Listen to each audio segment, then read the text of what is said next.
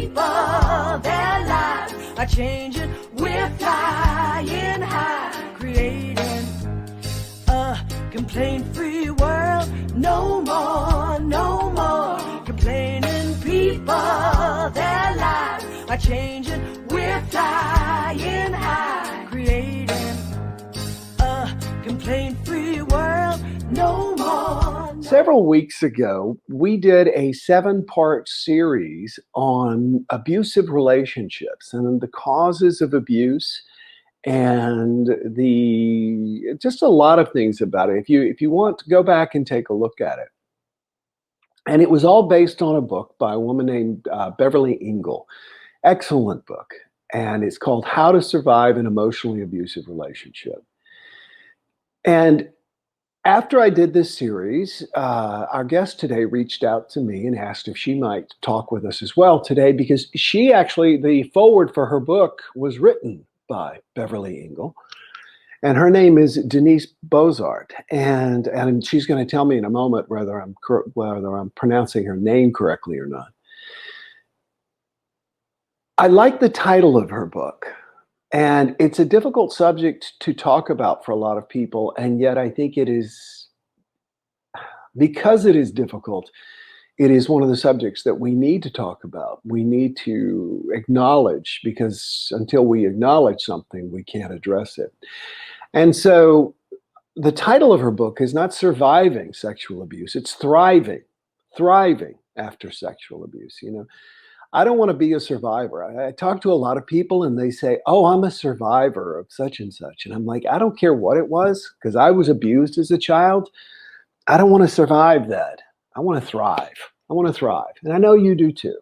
So everybody give a very happy, healthy jumpstart welcome to our guest, Denise Bossarte. Let's see if I can set this. Here we go. There you are. Hello. Hi, Will. Good morning. Good morning. Thank you so much for having me on your show. I love watching you and all the wonderful things you share with your community. So it's a real pleasure to join you today. Oh, it's an honor. I have the world's greatest job. I was listening to podcasts last night while playing tennis and thinking, well, this is going to be a future jumpstart. So my job is to sit around and listen and read books and talk to interesting people like you and help other people as well. So thank you. Thank you so much. And where do we find you right now? Where are you? I'm in Houston, Texas. So we're just getting the sun up in my neck of the world.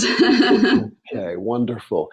Well, let's begin at the beginning. How did you come to write this book? What was your impetus for writing the book?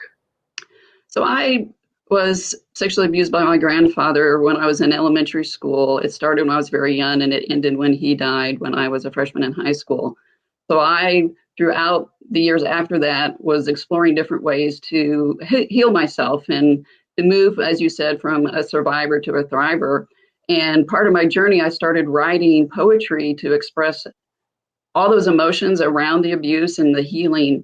And my husband encouraged me to publish that, to share that out, because he thought it could help other people. And I just wasn't ready to do that at the time. And as a person who has gone through trauma, a lot of my memories are not accessible to me, and I can't put the abuse in a timeline with the rest of my life. So I'm like, I don't have enough to write a memoir.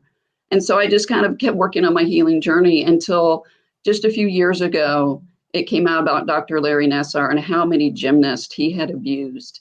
And it just cracked me open. It broke my heart. And I thought, I may not be able to write a memoir, but what I can do is write the things I did to heal. And I can put together a book that could help women, men, people of all ages. And it's not a book that says, do this, and in 30 days, you're going to heal. It's not a 7-step program. It's really about the things that I tried. And I guide people through exploring what might work for them. I give some examples. I share how it impacted my life and encourage them to get a journal and answer some questions that I offer so they can explore ways that they can heal too. So for me, it was about what can I do to transform my experience and help other people be able to either start a healing journey or find other things to do on their healing journey so that they can really move from survivor to thriver. In your estimation, how prevalent is sexual abuse? The statistics are scary. You know, we see numbers like 1 in 3 women, 1 in 6 men, and that's just of the cases that are reported. And given the situation with COVID, there's been a lot of concern about that increasing because of the circumstances of being at home, and also the lack of reporting or recognition of what's happening because people are stuck at home and kids aren't going to school where they may be recognized as having a situation going on. So it's a double whammy. It's people are in this abusive environment and people may not be recognizing what's happening. And so I imagine the statistics have gone worse.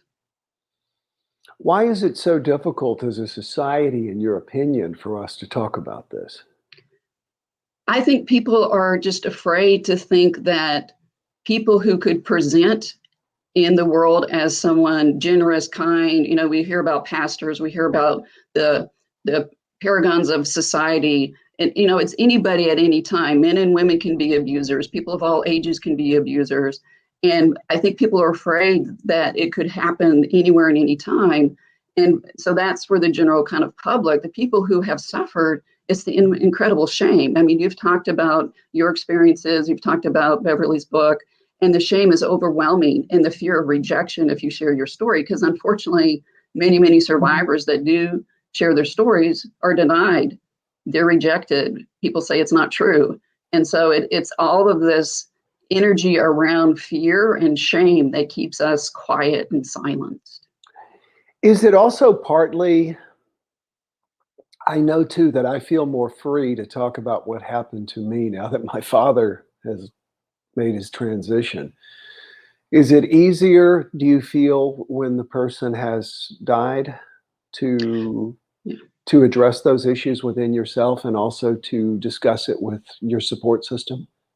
I believe each person has their own individual experience and individual journey, but from my perspective, I didn't really understand what was happening as a child. I was too ashamed to tell anyone if it came up, but my brain kind of locked me down and protected me and didn't let me understand what was happening. And I didn't have the memories until he died. And so it was like my brain all of a sudden said, aha, he's dead, you're safe, you can share it. But even then, I wasn't able to share it because I wasn't far enough along in my journey. So for me personally, it was liberating in the sense that that was when I started my healing journey. But I can imagine for some people, it's too overwhelming. They may be still in that situation where they have to go to family gatherings with this person, or that person's still a part of their life. And it's hard to imagine, talking about that and the rejection you could get. So for me personally, yeah, it was, I can't imagine confronting him. He was a lieutenant colonel in the Great War and very intimidating, very intense person, very manipulative. Even so, after all my journey, if I think about trying to have to confront him, it's terrifying to imagine. Sure. So anyone that actually does have a confrontation or takes their abuser to court, it's amazing to me the strength to do that. Mm-hmm. And I want to touch on something real quick that you just alluded to, and that is my older brother, I feel, had far worse abuse than I did. And as adults, I would say, do you remember when we did such and such as a kid? And he would often say, I do not remember my childhood. Mm-hmm. And so there's a lot of controversy over people saying, oh, this repressed memory comes forward. Repressed memories are a very real thing, and it is a survival mechanism, often for a child that is in an intolerable situation who basically puts it into a box and nails the box shut.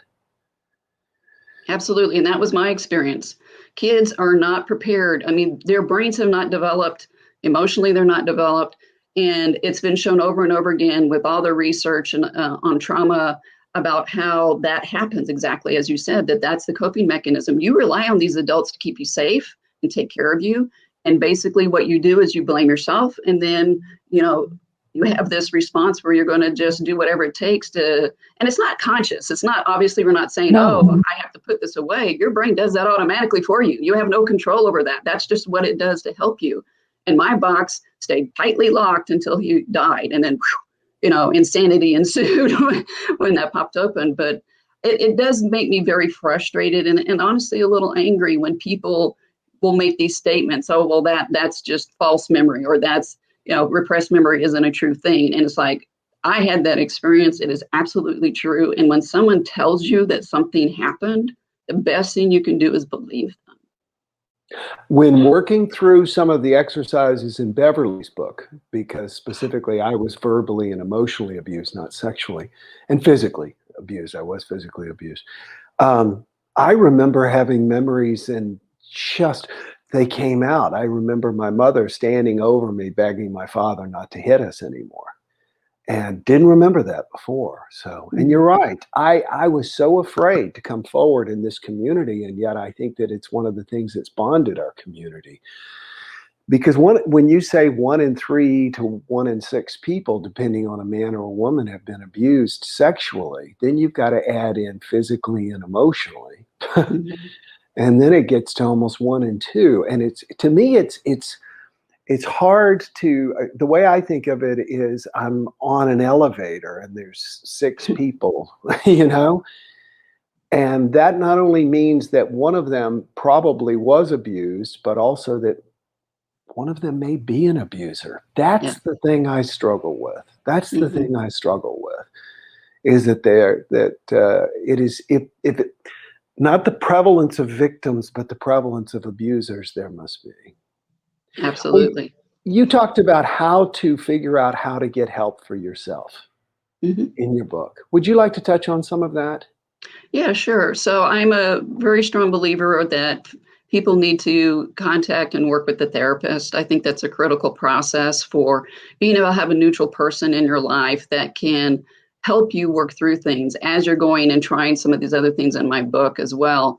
But that's critical. That was a critical part of my healing. And I think it's a resource that everyone really needs to look into. And I guide you through how you would find someone. And we're in a really wonderful place with medicine and telehealth available. You can actually have a chance to find someone who's trained in working with trauma and abuse survivors. You know, I didn't have that when I was first going through mine, but that's a wonderful opportunity now.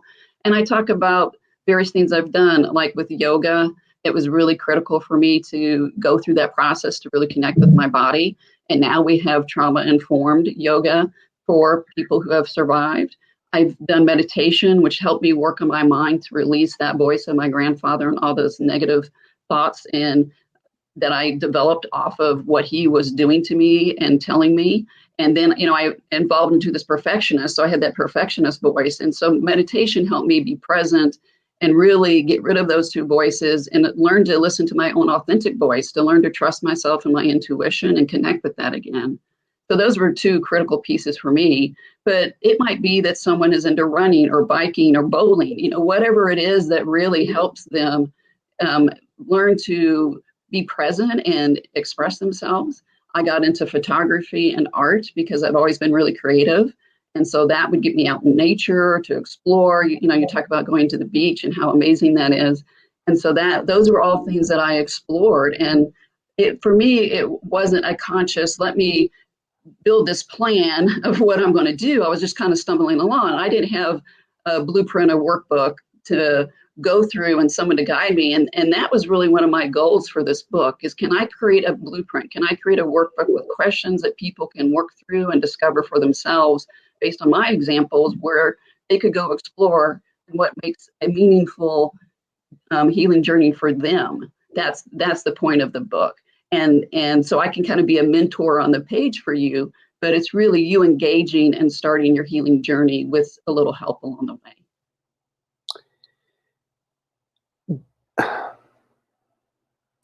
The shame is such a huge part of it, isn't it? Mm-hmm.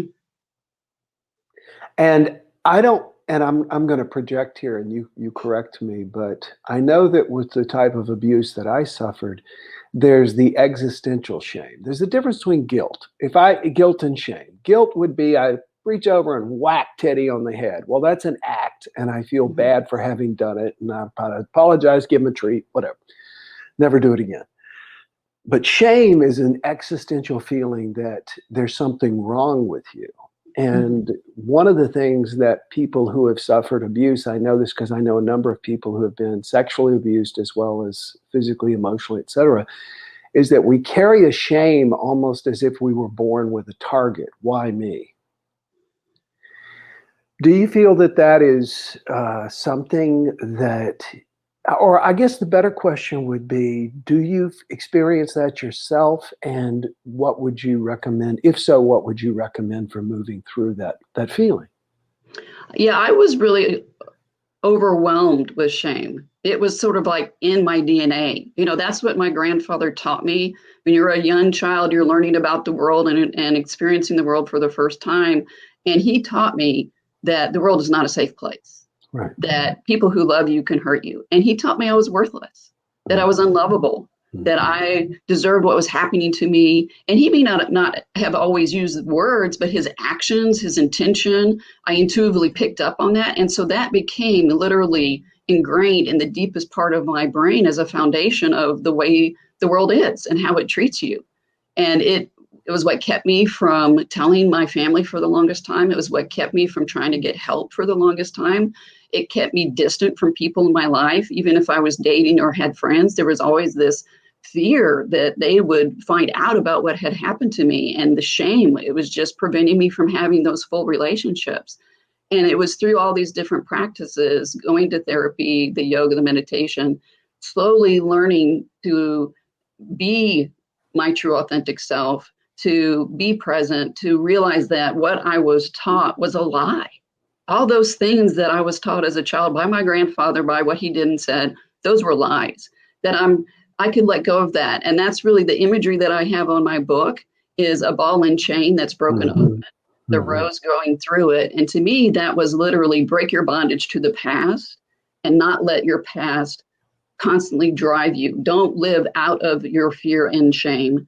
Let go of that through all of the work that you can do for your healing and focus on your growth. So the red rose to me is love for myself, and this beautiful rose, this beautiful scent. But the rose has thorns because we need those good boundaries as well. So it was not an immediate thing that I processed and worked through. I had to have affirmations on stickies on my mirror. I had to read self-help books. I had to go through all these different themes that I've mentioned. And it was slowly over time, I got to the point where I literally had this vision, this ball and chain is keeping me from living my life. I can break it. I can let go of that. And I can believe that I'm really a worthwhile, wonderful person. And I can let go of all that other stuff that I was taught. The universality of it, again, I always want to bring it back to, because I realize that there are a lot of people who are watching this today who have experienced either what I've experienced or what you've experienced. And then there are people who have not. And what I want those people who have not to understand is, you get on an elevator. A good friend of mine put it that people who were abused tend to walk around with a perpetual sunburn. It's like they're afraid, they're jumpy, and the only way to have gotten that way is to have that shame instilled, because it's the way to control, it's the way to manipulate. What would you say to a person who was abused sexually and has not come forward and truly addressed it, but has more done that compartmentalization that we talked about? Yeah, I would tell them that let's start with, it's not your fault, that there's nothing to be ashamed of. It's something that someone did to you and it's not your fault. And if that's part of what's keeping you compartmentalizing things, see if you can release that. And I don't expect anyone to join the Me Too movement and tell all their friends and, express it. Your story is your story to tell who you want to tell it to, but at least you need to tell it to yourself. At least you need to start thinking about what had happened. And I'm not telling you go dig into, the dark basement and try to relive everything, but realize your world has been impacted by some of the things that happened to you, but you were strong enough to make it through all of that. So you're going to be strong enough to choose to heal and to choose to find things that are going to help you live a better life. And there's some ache in there. There's some need in there that most survivors have, that they don't want to keep living the life they have and the pain and the living in the past. So there's some drive there. And I say, take that drive and put that energy into healing, that you can do that. You have the strength and you have a glorious, beautiful life that you can live without having to hang on to any of that shame and suffering. So please start even a baby step, whatever that baby step can be for you today. It doesn't have to be big. You don't have to jump on the Autobahn and drive 200 miles an hour trying to get to a destination of healing. You can take one baby step at a time. You can buy books, you can listen to podcasts, whatever's enriching. Do those small things and have them build up over time. And hopefully you can start to realize that that compartmentalization will dissolve.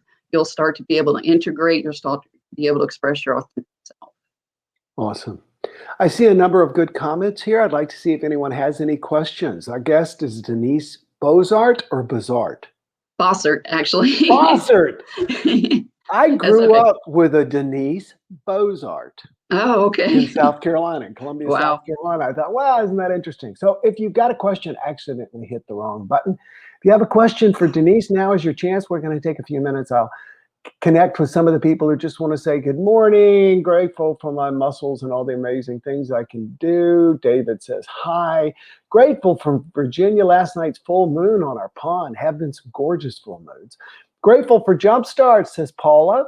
Willow says, good morning. I'm going to skip down. Here we go. Willow says, so true what you were saying, and telling the truth takes courage. Willow has already shared. Be sure and share this, especially send it in a message if you know someone who has experienced sexual abuse. I highly recommend that you do that. I've got a number of friends on Facebook who that is true for. Mary says that my therapist helps me stay grounded. And let it go, let it go, let it go. Such good thoughts. Mary says acceptance. And I want to touch on something here in just a moment myself, if I remember.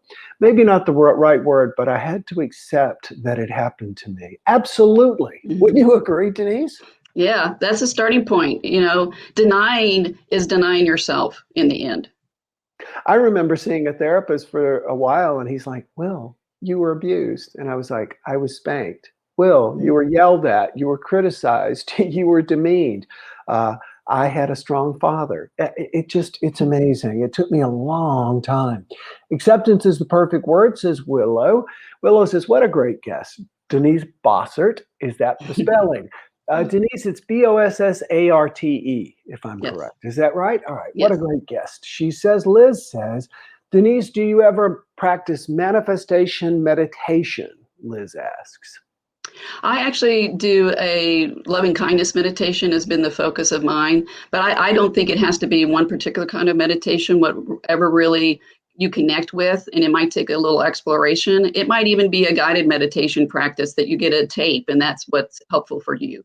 So mine is following the breath and being present and working with loving kindness, but I think all forms of meditation could be helpful. Yes. Great. I see one here from David Steele. It's hard to say whether getting your butt pounded for disciplinary reasons can be considered, quote, abuse by today's standards. That may have been called abuse. Hard to understand it. It was the way it was back in the 1960s and 1970s. Yeah, we also had segregated lunch counters in the 1960s. We don't have that anymore. There's no reason to hit a child, and children should not have been hit then. Willow says, Bossart, great name. There's an E on the end, though, I think. Liz says, awesome. Thank you. Denise, tell us how people can get your book, please. Sure. It's on all the major book distributors, Amazon, Barnes & Noble, and Apple. If you're interested in learning more about me and my book, I have a website, thrivingaftersexualabusebook.com. And on there, I have more information. I have what I call a healing library, which has reference books you can look into more about me, links to all the places you can purchase my book, and we'll have a link to the show out on my website as well. Awesome. And one more time, it is Thriving. I'm trying to type while leaning. Thriving After Sexual Abuse Book.com. Book.com. Thriving After Sexual Abuse.com. I probably misspelled it, but I'm sure someone will correct me. Denise, thank you for your courage. Thank you for doing this. Yeah.